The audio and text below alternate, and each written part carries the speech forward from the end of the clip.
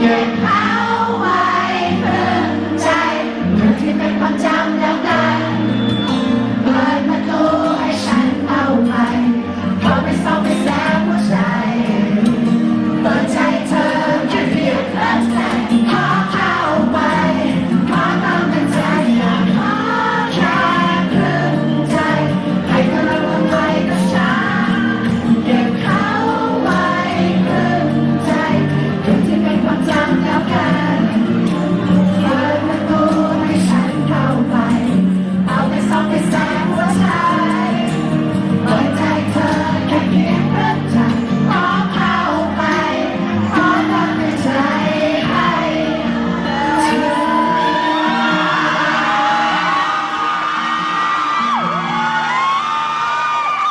สวัสดี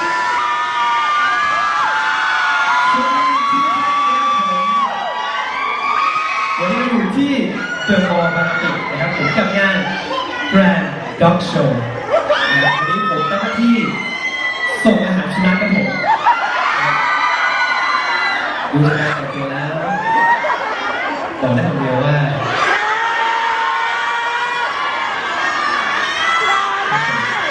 แล้วแต่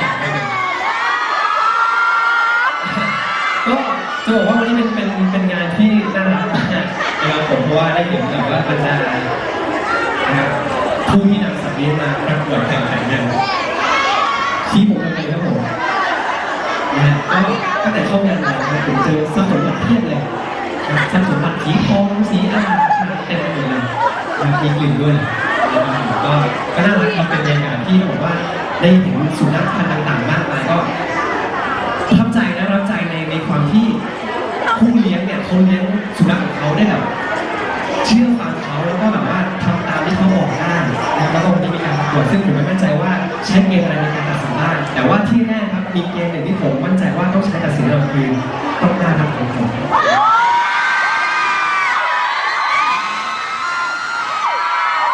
วันนี้มีเรื่องที่มาฝากหลายเพลงเลยนะครับเมื่อสักครู่นี้นะครับน้องชายสุดที่รักของผมร้องไปแล้วน้องตั้มก็มีทั้งเพลงแดนซ์ในใจแล้ววันนี้พี่กันมีแดนซ์อะไรบ้างไหมมีครับผม